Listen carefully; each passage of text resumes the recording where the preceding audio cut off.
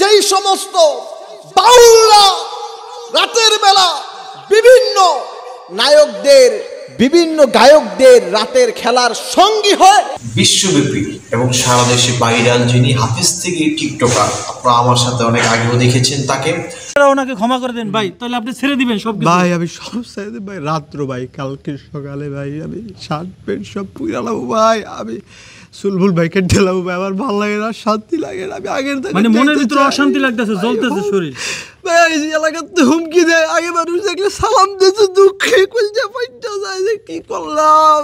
আসসালামু আলাইকুম প্রিয় দর্শক, সবাই কেমন আছেন? আশা করি ভালো আছেন। দর্শক শ্রোতা, এই যে আমার পাশে যেই ভাইকে দেখতে পাচ্ছেন, এই ভাই একজন বড় আলেম এবং অনেক বড় একজন বক্তা। সে কিন্তু যখন সে ওয়াজের মাঠে যেত তখন কিন্তু মানুষ বলতো প্রধান বক্তার আগমন, শুভেচ্ছা, স্বাগতম। আজকে কিন্তু তার ভিডিও সোশ্যাল মিডিয়াতে ঘুরে বেড়াচ্ছে এবং সে কি কারণে ভাইরাল হয়েছে আপনারা জানেন, যে এই যে উনি যে এই যে চুলগুলো দেখেন কালার করেছে এবং সে এই ইসলামের পথ থেকে কেন সে সরে গেল এবং তার লেবাস দেখেন, এই যে সে যখন চলাফেরা করতো সে কিন্তু গাড়ি দিয়ে চলাফেরা করতো এবং যখন যেত মানুষের অত্যন্ত ভালোবাসা পেত। আজকে কেন সে এই ওয়াজ মাহফিল ছেড়ে দিয়ে কেন সে এই পথে আসলো, সেটা আসলে তার মুখ থেকে শুনবো। আসসালামু আলাইকুম ভাই। ওয়ালাইকুম আসসালাম। ভালো আছেন আপনি? আলহামদুলিল্লাহ। তো আপনি কেমন আছেন? আল্লাহ রাখছে আলহামদুলিল্লাহ। কেমনে রাখলো ভালো? আপনি তো এই যে দেখে তো বোঝা যাচ্ছে না এরকম যে আপনি ভালো আছেন। সবসময় রবের প্রশংসা করা উচিত, বুঝতে পেরেছেন, এই জন্য আর কি করেছি। তো ভাই আপনি এই যে আগে যখন আপনি ওয়াজ মাহফিল করতেন, আমরা যেটা দেখতাম যে আপনি গাড়িতে অনেক ফুটেজ কিন্তু আছে যে আপনি গাড়ি থেকে নামছেন, সবাই কিন্তু বলতো প্রধান বক্তার আগমন, শুভেচ্ছা, স্বাগতম। কিংবা আপনি ওয়াজ মাহফিল করতেন তখনও কিন্তু মোটামুটি মানুষজন অনেক মানে আনন্দ পেত, আপনার কথা শুনে অনেক মানুষ কাঁদতো কিংবা ইসলামের পথে ফিরে আসতো। হঠাৎ করে আপনি কেন ইসলাম থেকে সরে গেলেন? আসলে ভাই মানুষ ভাই তখনই ভাই রাস্তা সাইরা দেয় যখন তার মনে অনেক কষ্ট ভাই থাকে, এটাই ভাই স্বাভাবিক ভাই। অনেক কষ্ট জ্বালা যন্ত্রণা ছিল বিদায় ভাই পথটা সাইরা দিছি ভাই। আসলে কি কষ্ট আপনার মনের ভিতরে যদি একটু বলতেন? আছে কম বেশি তো পারিবারিক। তো আমরা আসলে সোশ্যাল মিডিয়ায় দেখতে পেরেছি যে একটা মেয়ের সাথে আপনার সম্পর্ক হয়েছিল, সেই মেয়েটি টিকটক করতো, সেই মেয়েটি কি নাকি আপনার সেই মেয়েটির কারণে নাকি আপনি আসছেন? আসলে দেখেন এখন সোশ্যাল মিডিয়া যারা আছেন আপনারা তো চাইবেন যে ভিডিও হিট করার লাগা মাইয়া লাগায় আরও কত কিছু লাগায়, কিন্তু মূলত কোনো মেয়ের সাথে আমার কোনো সম্পর্ক নাই। 2 দিন ধরে সোশ্যাল মিডিয়া দেখতে কি সাইমা না কি জানি, ওই সাইমা টাইমা কেউ চিনি না। কারণ কথা বুঝছেন, কারণ মনে করেন আসলে বয়স আমার অল্প, লেখাপড়া করেছি মোটামুটি ভালো। এখন বর্তমান বয়স কত?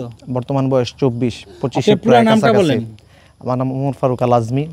তো মনে করেন আসলে আর কি লাইফে হয়তো আমি বলতে চাচ্ছি না এই মুহূর্তে যে যাই করেছি আর কি, ওয়াজ করেছি যত বছর বা মানুষ। কতদিন আপনি এই যে ওয়াজ মাহফিল করেছেন, কতদিন টোটাল? ওয়াজ করেছি প্রায় 8 বছর, ছাত্র জামানা থেকে করি, আর নামাজ পড়েছি প্রায় 5 বছর। তো বিষয়টা হচ্ছে যে আসলে কোনো মেয়েদের পিছিয়ে যদি ঘুরতাম তাহলে হয়তো এগুলা এত অল্প বয়সে করা সম্ভব ছিল না। আসলে মেয়েদের প্রতি আমি কখনো অ্যাক্টিভ ছিলাম না, বা এখনও নাই, সামনেও থাকার চিন্তা ভাবনা আমার নাই, বুঝতে পেরেছেন।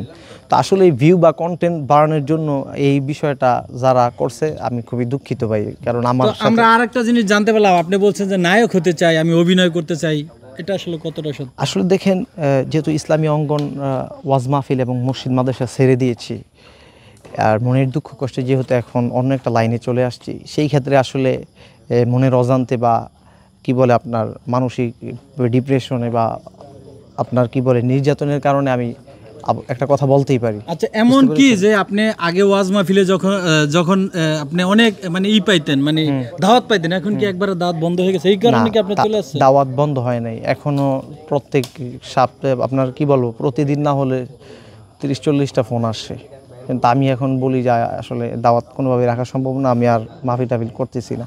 কারণ মোটামুটি আপনি জানেন যে আমার যে ডিপ্রেশনের কারণে বা মানসিক কিছু প্রবলেম থাকার কারণে সারা দেশে যে একটা বিষয় ছড়াইছে, আমি মনে করি যে এতে আমি খুবই দুঃখিত ভাই।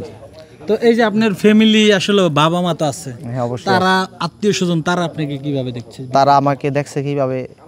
তারা আমাকে অবশ্যই খারাপভাবেই দেখবে, কারণ আপনি চাইবেন না যে আপনার একটা ভাই বা ছোট ভাই বা বন্ধু বা বাগিনা খারাপ হয়ে যাক, এটা আপনিও চাইবেন। সুতরাং আমার ফ্যামিলি একই অবস্থায় চাইবেন, বুঝতে পেরেছেন। আর সবচেয়ে বড় কথা হলো, যখন ওয়াজ মাহফিল করতাম তখন হয়তো একটা সুনাম, তাদের একটা আশা ছিল যায় মানে আরো জীবনে আরো বড় হতে পারতো, একটা আশা ছিল যে আমাদেরকে জানাজা দিয়ে নামাজ পড়াইবো।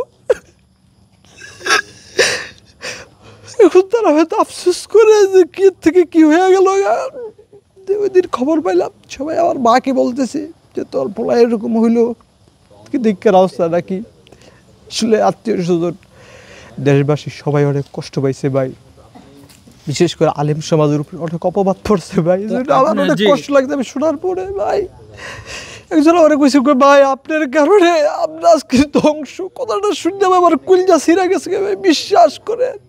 তো অনেকে এভাবে আপনাকে অপবাদ দিচ্ছে যে আপনি ভাইরাল হওয়ার জন্য, মানে আগে তো ভাইরাল ছিলেন, যদি আপনি ভাইরাল হওয়ার জন্য কিছুদিনের জন্য আপনি এটা অভিনয় করতেছেন ভাই। আসলে দেখেন একটা সময় মানুষকে আল্লাহর পথে ডাকতাম ভাই, হাজার হাজার মানুষ আসতো, আপনি আমার একটা আলোচনা শুনলে বুঝবেন। এখন বক্তারা অনেক অনেক কথা বলে ভাই, 1 ঘন্টা কোরআন হাদিস থেকে ভাই তাফসীর করতাম, 1-1.5 ঘন্টা সম্পূর্ণ ভাই ভালো কথা বলতাম, কখনো নেগেটিভ কোনো কথা বলি নাই। আজকে বাংলাদেশের আলেম সমাজ সাধারণ মানুষ আমার জন্য কান্দে এই কারণে যে এত সুন্দর ওয়াজ করে এই লোকটা কিভাবে এই পথে ভাই। মানুষে ভাই ফোন দেয়, ফোন দিয়ে যখন কান্দে ভাই তাদের কান্নার দোয়ার বরকতে ভাই আমি আর টিকতে পারি না ভাই, লাগে আমি কান ধরছি ভাই, আমি ছাইরা দিব, আমি আর থাকতাম না ভাই। অনেক আফসোস করে ভাই। বাংলাদেশের বড় বক্তা আব্দুল্লাহ সাইফুল্লাহ ভাই আমার ব্যাপারে একজন কি বলছে যে সে এরকম হলো কেন, কি দুঃখ। অনেক আলেমরা আবার খোঁজখবর মাথায় কোনো প্রবলেম হয়েছে ভাই, বিশ্বাস করেন ভাইরালের কোনো চিন্তা নাই, মানে মাথায় প্রবলেম হয়েছে কিনা মানুষের মানসিকভাবে ডিপ্রেশন মনে কষ্ট নিয়ে। এখন সবার টেলিফোনে বা সবার দোয়ায় বা সবাই খবর নিতেছে, বলতেছে, বুঝাইতেছে, এই জন্য আসলে নিজের ভুলটা আমি এখন বুঝতে পারতেছি ভাই। প্রিয় দর্শক, আমি ওনার সাথে যখন আমি ওনাকে দেখছি, বিশ্বাস করেন আমার কলিজাটা ফেটে গেছে। মানে আমি কাউকে বোঝাইতে পারবো না যে একজন আলেম, যে সম্মানিত ব্যক্তি, সে যখন স্টেজ ওঠে মানুষ কিন্তু রাস্তা ছেড়ে দেয়, এবং যখন গাড়িতে নামে তখন কিন্তু বলে প্রধান বক্তার আগমন, শুভেচ্ছা, স্বাগতম, সেইভাবে কিন্তু রাস্তা ছেড়ে দেয়। আজকে তার কি করুণ পরিণতি, মানে তার যে দেখেন তার এই যে সিরা প্যান্ট, তারপর তার পায়ের জুতাটা, সে কিন্তু লোফার পরে ঘুরতে। আপনি লোফার পরে ঘুরতেন না? দামি দামি জামা কাপড় পরতাম, দামি দামি জামা কাপড় পরতো। এই যে উনি যেই জামাটা পরেছে, মানে এটা পরার কথা না। আচ্ছা, আপনি যখন স্টেজে প্রোগ্রাম করতেন আপনাকে মানুষ কিরকম দিত ভাই? দেখেন আসলে আল্লাহ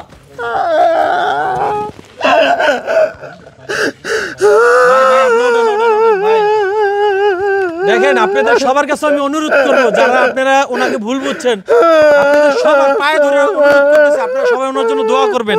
ওনার জন্য একটু ভাই একটু ওঠেন, একটু বসেন ভাইয়া, একটু বসেন ভাইয়া, ভাইয়া একটু বসেন ভাই। ভাই আমি ভুল করছি ভাই, আমি একজন গুনাহগার বান্দা, আমি ওরকম কিছু না, আমি কিন্তু কোরআন হাদিসের ওরকম কিছু বুঝি না। আল্লাহ পাক তাকে কিন্তু এই যে কোরআন হাদিস থেকে কিন্তু অনেক কিছু দিয়েছে। আজকে বুকটা ফেটে যাচ্ছে, মানে এত কষ্ট হচ্ছে, মানে এতটা কষ্ট হচ্ছে। একটা মানুষ এভাবে কিন্তু কাঁদতে পারে না। আপনারা হয়তো মনে অনেকে বলতে পারেন যে অভিনয় করে, অভিনয় কিন্তু মানুষ এভাবে অভিনয় না। আপনারা সবাই একটু দোয়া করেন ওনার জন্য, যেন উনি ওনার আগের জায়গায় যেন উনি ফিরে আসে। আমরাও চাই উনি আবার আগের মতো এভাবে রোয়াজ করে। আর আমি কি বলবো, মানে আমি আমার কলিজাটা ফেটে যাচ্ছে। কেউ আপনি ওনার আঘাত করবেন না। মানুষ যেই কোনো মানুষ, মাথার প্রবলেম হতে পারে, মানসিক সমস্যা হতে পারে, সে মানসিক সমস্যার কারণে কিন্তু আজকে এই অবস্থা। একটা তার কিন্তু ফ্যামিলিও ভালো, ফ্যামিলি ভালো না হলে কিন্তু সে একজন কোরআনের আলেম হতে পারতো না। আলেম হয়ে কিন্তু আজকে দেখেন কান্না করতেছে, মানে আমার বুকটা ফেটে যাচ্ছে। আর যদি ওনার বাবা মা আত্মীয় স্বজন দেখে থাকেন, আপনাদের সবার কাছে আমি হাত জোর করতেছি, ওনার হয়ে আমি সবার কাছে আবারও হাত জোর করতেছি যে মানুষ ভুল করে। দেখেন, কোনো মানুষের বিচার মানুষ করতে পারে না। এই পৃথিবীতে আল্লাহ আমাদেরকে সৃষ্টি করে পাঠিয়েছে। আমরা যদি কোনো অন্যায় করে থাকি সেটা আল্লাহ দেখবে। আল্লাহ যদি ক্ষমা করে দেয় তাহলে মানুষ কিছু করার নাই।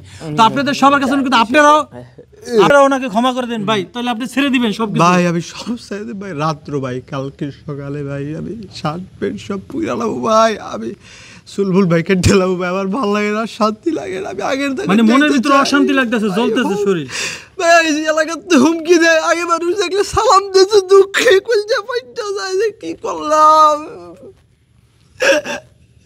মানুষ আমার খারাপ করে, আমার কষ্ট কি লেগে যাবে, এই রাস্তা ছাইরা দিলাম ভাই। আমি ভাই ডরে ভাই, রাস্তাঘাটে জঙ্গলে থাই ভাই। গতকালকে আমার ফোলা ফেলে মারছে ভাই। তো আপনাদের কাছে অনুরোধ করবো, দেখেন আপনারা কেউ ওনাকে গায়ে হাত তুললেন না। আল্লাহ পাক মানুষকে হেদায়েত দান করলে পৃথিবীর কেউ আসলে আটকে রাখতে পারবে না। আর আপনাকে যদি হেদায়েত আল্লাহ পাক না দেয়, আপনি হাজার চেষ্টা করলেও আপনি ইসলামের পথে আসতে পারবেন না, একমাত্র উপর আল্লাহ যদি আপনাকে হেদায়েত দেয়। তো আমি আর আজকের ভিডিওটা আর বাড়াতে চাচ্ছি না, আমার খুব খারাপ লাগতেছে। উনি কথা দিছে, দেশবাসীর কাছে কথা দিছে, আলেম সমাজের কাছে কথা দিছে, উনি আবার আগের মতো এই চুল কালার করছে, কালার করে আবার ঠিক করে ফেলবো। আগের মতো চুল কেটে যেরকম ছিল আগে আলেম যেভাবে উনি ছিল ঠিক সেভাবে পায়জামা পাঞ্জাবি পরে ঠিক আগের মতো সে ইসলামের পথে ফিরে আসবে, কথা দিচ্ছে। ওনাকে যদি আল্লাহ ক্ষমা করে দেয়, আমরা আশা করবো আপনারাও ওনাকে ক্ষমা করে দেবেন। ওনার জন্য সবাই দোয়া করবে, ভিডিওটা শেয়ার করে দেবেন। সবাই ভালো থাকবেন, সুস্থ থাকবেন, সুস্থ থাকবেন। আসসালামু আলাইকুম ওয়া রাহমাতুল্লাহি ওয়া বারাকাতুহু।